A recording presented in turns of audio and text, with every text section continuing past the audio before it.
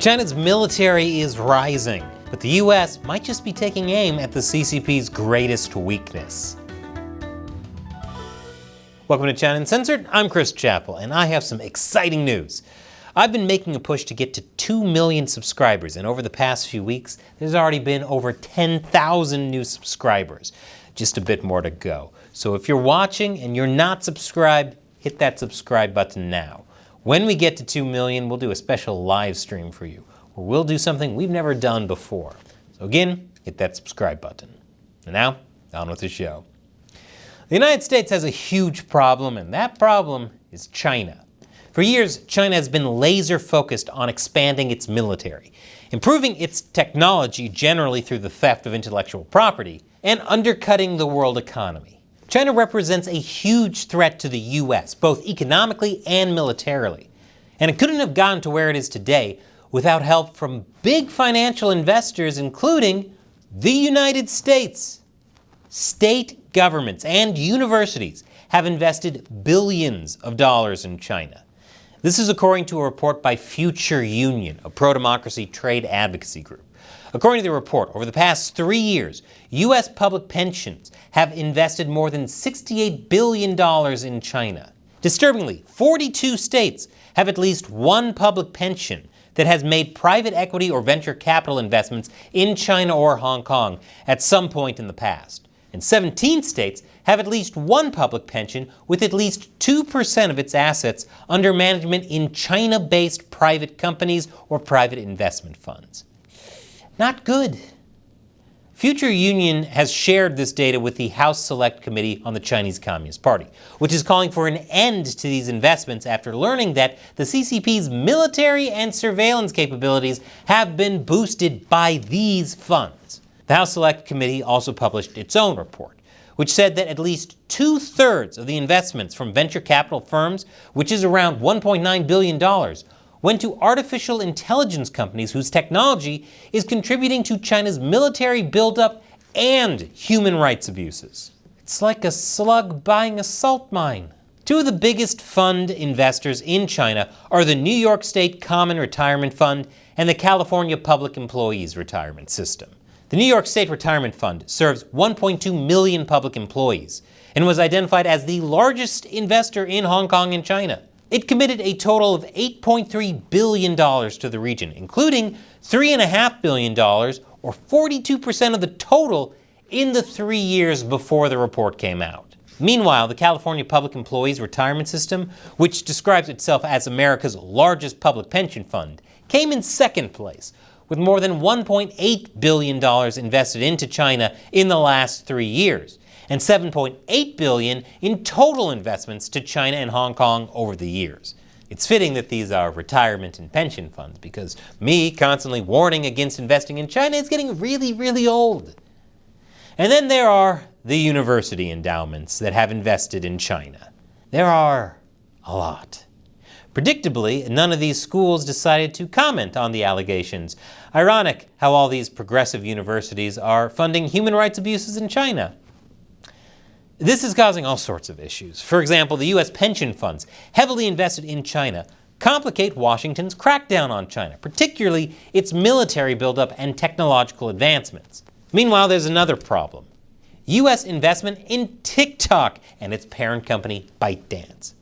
According to another Future Union report, $9 billion from U.S. pensions, university endowments, and other institutional investors may have had exposure to TikTok's Chinese parent company, ByteDance. In particular, according to publicly available data, 39 of the largest U.S. public pensions have invested in funds with exposure to ByteDance between 2012 and 2024. Some of the biggest public pension groups involved in this investing in ByteDance were, you guessed it, the New York State Common Retirement Fund and CalPERS, both of which denied the findings. Meanwhile, the University of Michigan, the University of California system, and even Princeton University were other major endowments with significant investment in funds that have placed bets on ByteDance.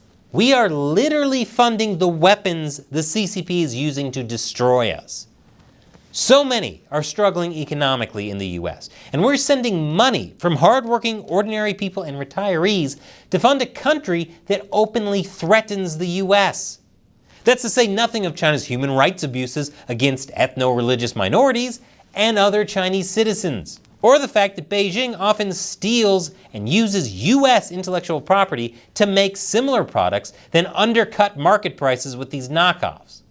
So some government officials are speaking out, like GOP Florida Senator Marco Rubio. So if we're serious about this, we need to cut this off. This is not a ban on Chinese investment. This is a ban on the thrift savings plan and its money, your money, the investment money of federal employees being used to invest in companies that our own government has placed on lists for human rights violations and posing a threat to the national security of the country. Yes, things are so crazy that a Florida man is the only one making any sense right now. He's not alone. Washington is working on measures that would make this much harder to do. But in a chaotic election year, it's unclear if any such measures will make it through the Senate before 2025.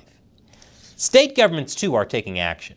5 states, Indiana, Florida, Missouri, Oklahoma, and Kansas, have directed state fund administrators to begin the divestment process over the past year, with several more either considering doing the same or making preparations to do so. Missouri was among the first states to take such action. Its treasurer, Vivek Malik, pushed his state's main retirement system to pull its investments from Chinese companies. Malik is seeking re-election on August 6 against other candidates skeptical of China and has been focused on this issue for some time. In some of his campaign ads, he has vowed that as long as I'm treasurer, they won't get money from us, not one penny. Spoken like someone who watches this channel. Respect. Last November, Malik tried and failed to get fellow trustees of the Missouri State Employees Retirement System to divest from Chinese companies. But a month later, he won approval for a plan requiring divestment from Beijing over a 12-month period. Meanwhile, Chris Garton, an Indiana senator, said this is a great issue for folks to put politics aside, circle the wagons, and say we're going to stand against the Chinese Communist Party and all the threats they pose to our nation. Many of the states divesting lean Republican, but this does reflect the growing bipartisan idea in the US that investing in China is a bad policy. Part of this is, of course, because China's economy is failing and they're making less money. But the other reason is the failed perception from previous decades that China would become less authoritarian as it grew wealthier. That just didn't happen. There's growing outrage in the US over the CCP's aggression towards Washington and its allies, as well as its myriad of human rights abuses and unfair economic practices. And these states aren't alone. The Federal Retirement Thrift Investment Board, the US government's main pension fund, announced back in November that it too would stop investing in Hong Kong and China-listed stocks due to worsening CCP-US relations. This isn't happening without a fight, however. Stephen Roach, an economist and former chair of Morgan Stanley Asia, said some U.S. state pension fund managers risk missing a potential bounce back if they let asset allocation be clouded by America's pervasive anti-China sentiment. I'm sure that Roach's position as a research fellow at Yale University, which invested $50 million in Chinese companies, has nothing to do with that viewpoint.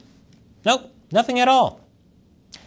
These divestment initiatives are only the latest in a series of state-led moves to target Beijing, including bans on land sales to Chinese entities and legislation requiring state-level stress tests to assess the local impact of war across the Taiwan Strait.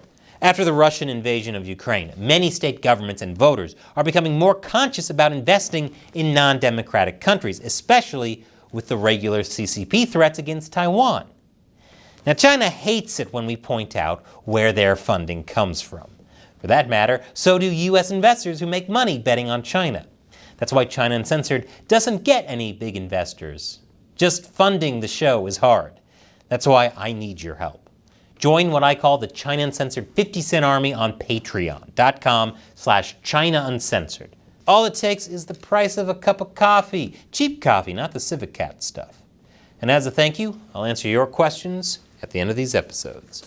Today's comes from KV Ret Laria. Hey Chris, longtime viewer and supporter of the show. Been watching since you had 50,000 subs. Whoa, that's like 10 years ago. Thank you for watching. In your opinion, what should ASEAN do in order to counter China, seeing as how other ASEAN members seem to be rooting or allying themselves to China? That's a great question. So ASEAN, the Association of Southeast Asian Nations, is a 10-nation bloc. Potentially as a group, they could have a lot of power to combat the Chinese Communist Party's interests. China doesn't like that, which is why at a 2010 ASEAN meeting, Chinese Foreign Minister Yang Jiechi said, "China is a big country and you are small countries." And that is a fact. It was meant to intimidate. China's been trying to make bilateral connections with each of these countries individually, to break apart the bloc, if not in name, by getting the individual members dependent on China, so collectively they can't fight against them. So what would make ASEAN more potent would be for these countries to come to the same realization as these US pension funds. The CCP is a threat. Do not invest. Just like Europe found itself at a loss when Russia invaded Ukraine and they were all deeply dependent on Russian energy. Being tied to authoritarian regimes hurts you. It doesn't change the authoritarian for the better. Thanks for your question and all these years of support. Again, like I said, China Uncensored isn't getting any big investments, and YouTube is starving us of cash. Despite that, China Uncensored is having a real impact. The CCP is scared of us. That's why Chinese state-run media even called China Uncensored disgraceful anti-China garbage. So join me on Patreon by clicking that orange button or go to patreon.com/China Uncensored. Your support really angers the CCP. And thank you so much. Once again, I'm Chris Chappell. See you next time.